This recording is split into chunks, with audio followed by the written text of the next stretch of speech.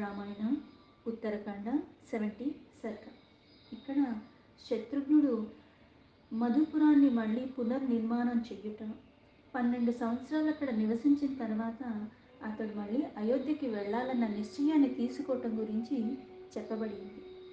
హతేతు లవనే దేవాః సేంద్రాః సాగ్ని పురోగమాః ఊచుః సుమధురాం వాణిం శత్రుఘ్నాం శత్రుతాపనం.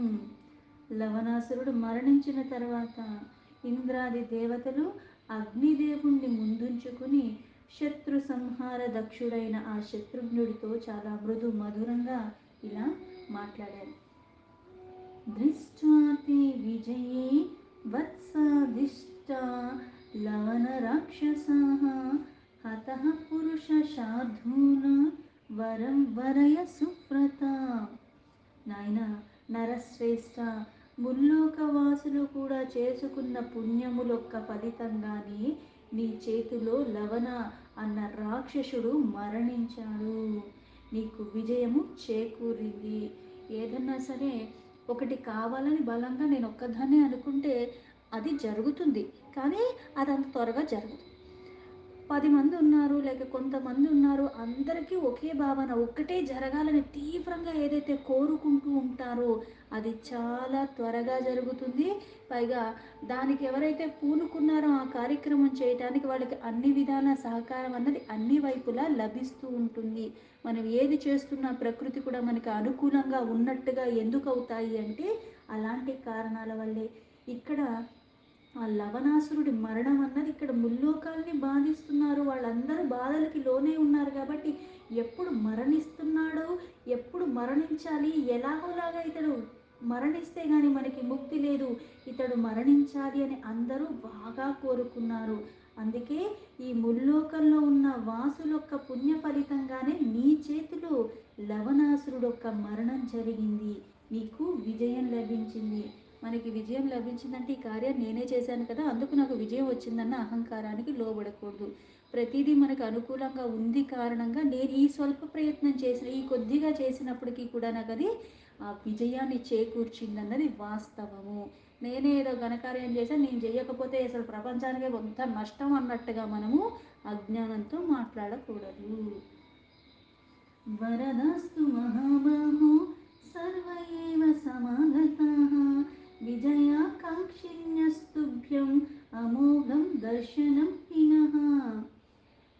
నీవు వ్రతనిష్ట గరిష్ఠుడివి అంటే ఇంతలాగా మరణానికి కారణమయ్యావు, వధించాలన్న కోరికతో వచ్చా దాన్ని చక్కగా నువ్వు ఆచరించావు. మళ్ళీ ఎక్కడ విఘ్నాలు వచ్చేలాగా మళ్ళీ ఇంకోటి అన్నట్టుగా వ్యాపకాలు లేకుండా, అందుకే వ్రత నిష్ట గరిష్ఠుడివి. అందుకే నువ్వు చేసిన ఈ కార్యానికి ఒక వరాన్ని కోరుకో, నీ విజయాన్ని కాంక్షిస్తూ మేమందరం కూడా నీకు వరాలు అనుగ్రహించాలని ఇక్కడికి వచ్చాము. మా దర్శనం కూడా నీకు సత్ఫలదాయకమే అని చెప్పాను. దేవానాం భాషితం శ్రుత్వా శూరో మూర్తి కృతాంజలిః ప్రత్యువాచ మహాబాహుః శత్రుఘ్నః ప్రయతాత్మవాన్.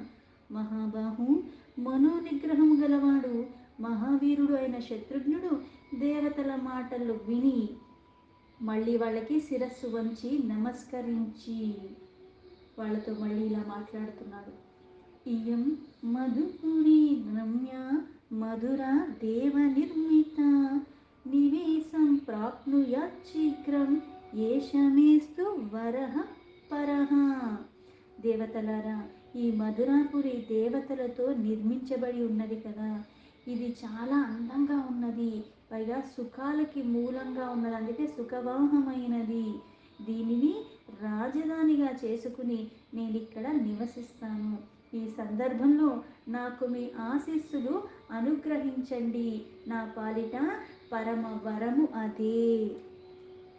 తం దేవాః ప్రతిమనస్యు బాణమిత్యేవ రాఘవం భవిష్యతి పురీ రమ్య శూరసేనా న సంశయః.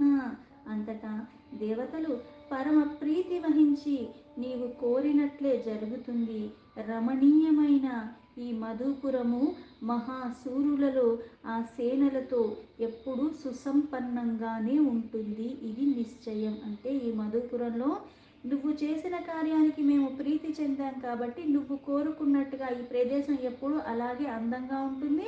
పైగా ఇక్కడ ఉన్న వాళ్ళందరూ కూడా వీరులు కూడా ఎప్పుడూ సంపన్నంగా అంటే పుష్టి ఉంటుంది, శక్తి ఉంటుంది, బలం ఉంటుంది.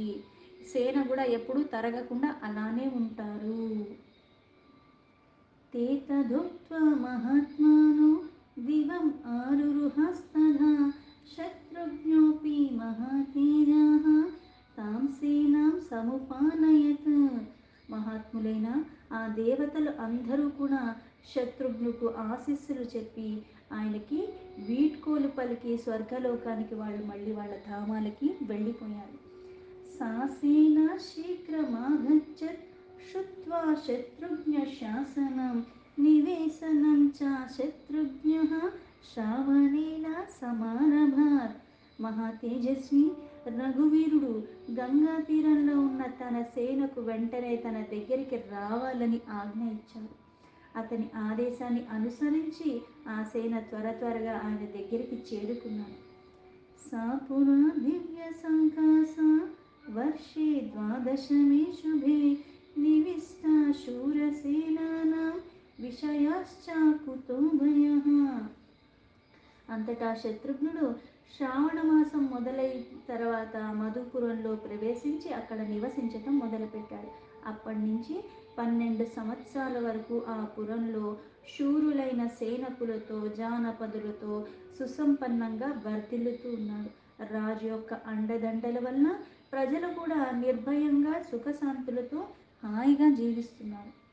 క్షేత్రాన్ని సస్యయుక్తాని కాళీ వర్షతి వాసవః ఆరోగవీర పురుష శత్రుఘ్న భుజపాగిత. శత్రుఘ్నుడు పరిపాలిస్తున్న ఆ పొలములు అన్నీ కూడా చాలా సస్యశ్యామలంగా ఉన్నాయి. పర్జన్యుడు సకాలంలో అంటే పంటలు పండటానికి కూడా ఏం కావాలి, గాలి నీరు ఎండ అన్నీ సకాలంలో అంతే రావాలి. మళ్ళీ అతిగా ఉండకూడదు, మళ్ళీ లోటు ఉండకూడదు. అందుకే ఈ పంటలన్నీ కూడా సస్యశ్యామలంగా ఉన్నాయి. సకాలంలో వర్షాలు పడుతున్నాయి. అక్కడున్న వీరులు, స్త్రీలు, పురుషులు, పిల్లలు, ముసలివాళ్ళు అందరూ కూడా ఆరోగ్యంగా ఆరోగ్య భాగ్యాలతోనే వర్ధిల్లుతూ ఉన్నారు. అసలైన సంపద అంటే వ్యాధి లేకుండా ఉండటము. ఆది వ్యాధి అంటారు. ఎంతున్నా సరే మనం జబ్బుల పాలైన ఉన్నప్పుడు మనం సుఖంగా ఉండలేం, పక్కనోడు కూడా సుఖంగా ఉండలేం. మన దగ్గర ఎంతున్నా సరే మనం ఆనందంగాను పుష్టిగాను ఆరోగ్యంగాను ఉన్నప్పుడు అది ఇంకా మనకి వృద్ధిలోకి వచ్చేలా చేస్తుంది. కృషి చేసుకోవడానికి వీలుగా ఈ శరీరం నీకు సహకరిస్తుంది. సంపద అన్నది ఎప్పుడన్నా రావచ్చు, జబ్బు లేకుండా ఉండటం అన్నది ప్రథమము. అర్ధచంద్ర ప్రతీకాస యమునా తేన శోభిత శోభిత గృహముఖ్యేశ్చ చత్వారాపన విదిక్యేహ చాతుర్వర్ణ్య సమాయుక్త నానా వాణిజ్య శోభిత. యమునా నది తీరంలో విలసిల్లుతున్న ఆ మధురాపురి అర్ధచంద్రాకారంలో అలరారుతున్నది. అర్ధచంద్రుడు అంటే ఎలా అయితే మనకి అష్టమి రోజు ఉంటాడో అక్కడ సగం చంద్రుడు లాగా. అందులో ఇళ్ళు కూడా చాలా అందంగా ఉన్నాయి. యచ్చతేన పురా శుభ్రం లవణేన కృతం మహత్ తచ్చోభయతి శత్రుఘ్నో నానా వర్ణోపశోభితం. రాజ వీధుల దగ్గర నుంచి ప్రతిదీ అంగళ్ళు కానీ ఏది చూసినా ఇంకా ఇంకా చూడాలనిపించేలాగా అంత దర్శనీయంగా ఉన్నాయి. 4 వర్ణాల వాళ్ళు క్షత్రియులు, బ్రాహ్మణులు, శూద్రులు, వైశ్యులు అందరూ కూడా సామరస్యంగా జీవిస్తున్నారు. అక్కడ వ్యాపారాలు చేసుకునేవాళ్ళు, వ్యవసాయాలు చేసుకునేవాళ్ళు, ఎవరు వృత్తిలో వాళ్ళు చక్కగా కలకళ్ళాడుతున్నారంటే అన్ని వృత్తుల వాళ్ళు కూడా సుఖంగా సంతోషంగా ఉన్నారు. ఆరామిశ్చ విహారేశ్చ శోభమానాం సమంతతః శోభితాం శోభనీయేశ్చ తధాన్యేర్ద్వేవ మానుష్యేః. నాడు లవణాసురుడి పాలనలో నిర్మించబడిన విశాలమైన స్వచ్ఛములైన గృహ సముదాయములన్నీ కూడా నేడు శత్రుఘ్నుడి పర్యవేక్షణలో చక్కగా ఇంకా వన్న తెచ్చుకుని ఉన్నాయి. అక్కడ సంతరించుకున్న ద్విగుణీకృత శోభలతో అంటే ఇంతకు ముందు ఉన్నదానికన్నా ఇంకా శోభలు రెట్టింపుగా ఉన్నాయి. ఎంత పాతిళ్ళైనా ఒకసారి మళ్ళీ సున్నాలన్నీ వేసి నీట్గా కడిగిచ్చి అవన్నీ చేస్తే ఎంత అందంగా అనిపిస్తుంటుంది. అలాగే లవణాసురప్పుడు ఉన్న భవనమే, కాకపోతే అప్పుడు జనాలు అందరూ కూడా కొంచెం బాధల్లో ఉన్నారు. ఎప్పుడొచ్చి ఎవరి మీద భక్షిస్తాడో అన్నది తెలీదు. ఇప్పుడు 4 వర్ణాల వాళ్ళు సంతోషంగా ఉన్నారు. వాళ్ళ ఇష్టానుసారంగా తిరగటానికి, వాళ్ళు చేయాల్సిన పనులు వాళ్ళు చేసుకోవటానికి వీలుగా ఉన్నది. అందుకుని ఇప్పుడు అక్కడ శోభ అన్నది ఇంకా రెట్టింపైనట్టుగా ఉన్నది శత్రుఘ్నుడు యొక్క పరిపాలనలో. అందుకే వన్నె తెచ్చినట్టుగా ఉన్నది. అంటూ అంతటా కూడా ఉద్యానవనాలు కానీ, ఇవన్నీ కూడా క్రీడా గృహాలు కానీ, అన్ని వైపులా అది ఇంకా కన్నులు విందుగా ఉన్నది. తాంపురిం దివ్య సంకాసం నానాపన్యోపశోభితాం నానాదేశాగతశ్చాపి వాణి విరూపశోభితాం. అది దేవతలకు మనుష్యులకు ఉపయోగపడేలాగా అపూర్వ వస్తువులతో అలరారుతున్నది. ఆ దివ్య నగరంలో ఎన్నో రకాల క్రయ విక్రయ వస్తువులతో నిండిపోయి అంగళ్ళు కూడా చాలా దర్శనీయంగా ఉంది. జనాలందరూ అటు ఇటు తిరుగుతూ కళకళలాడుతూ అందరూ సంతోషంగా తిరుగుతూ ఉంటే చూసే కొద్దీ చూడాలనిపిస్తుంది. ఎంత విలువైన వస్తువులు అంగల్లో పెట్టినా ఎవరు వచ్చి కొనుక్కోకుండా, ఎవరు అలా ఉన్నప్పుడు అక్కడ ఎంత విలువైనవి పెట్టినా సరే, ఎటువంటి అయినా ఇంకొకటి కొనుక్కోకుండా ఉన్నప్పుడు దానివల్ల పెద్ద ప్రయోజనం ఏమీ ఉండదు. తాం సమృద్ధార్థః శత్రుఘ్నో భరతానుజః నిరీక్ష పరమప్రీతః పరం హర్షం ఉపాగమత. ఎన్నో దేశాల నుంచి వచ్చిన ఆ వణిక్ ప్రముఖుల్లో అందరూ ఆ ప్రదేశములన్నీ కూడా ఇక్కడ కిటకిటలాడిపోతున్నాయి. సఫల మనోరథుడు భరతుడు యొక్క అనుజుడైన శత్రుఘ్నుడు సర్వ సంపదలతో తులతూగుతున్న ఆ మహానగరాన్ని దర్శించి పరమ ప్రీతితో ఎంతో ఆనందానికి లోనయ్యాడు. అంటే ఇక్కడ ఆనందానికి లోనయ్యాడు అంటే 2 రకాలుగా కూడా తీసుకోవచ్చు. నేను కాబట్టి ఇంతలాగా వీళ్ళందరికీ ఇవన్నీ సమకూర్చాను అనుకుంటే అది వెర్రానందం అవుతుంది. కానీ ఇక్కడ ఆనందం అన్నది శత్రుఘ్నుడి విషయంలో ఎలా చెప్పుకోవచ్చు అంటే, తన అన్న ఏం చెప్పాడు, నువ్వు ఇప్పుడు యుద్ధానికి వెళ్ళిన తర్వాత అతన్ని వధించిన తర్వాత నేను మళ్ళీ ఇక్కడే ఉంటాను, నిన్ను వదలని ఇవన్నీ చెప్పకూడదు. దీని తర్వాత వచ్చే బాధ్యతలన్నీ కూడా చక్కగా నువ్వు నిర్వర్తించాలి. నువ్వు అక్కడే పట్టాభిషిక్తుడివై అక్కడే రాజుగా ఆ వ్యవహారాలన్నీ సరిగ్గా చూసుకోవాలని చెప్పాడు. అందుకే యుద్ధానికి వెళ్లే ముందే పట్టాభిషిక్తుడిని చేసి మరీ పంపించేశాడు. నా అన్న మాటకి నేను కట్టుబడి ఉండి ఆ ధర్మాన్ని సరిగ్గా చేశానన్న ఆనందం. అన్నంటే అంత ప్రీతి, ఎక్కడున్నా దగ్గరున్నా దూరంగా ఉన్నా ఆ మాటలకంత విలువిచ్చారు కాబట్టి. తస్య బుద్ధి సముత్పన్న నివేశ్య మధురాం పురి రామపాదో నిరీక్షేహం వర్షే 12 ఆగతి. మధురాపుర నివాసము ప్రారంభమైన 12 సంవత్సరాలు అయిపోయింది. అప్పుడు ఆ శత్రుఘ్నుడు మళ్ళీ ఒక్కసారి తన అన్నైన రామచంద్ర ప్రభు యొక్క పాదాలు దర్శించుకోవాలని కుతూహలం కలిగింది. తతః సమాతం అరపురూపమాం పురీం నివేశ్య వై వివిధ జనాభి సంవృతాం.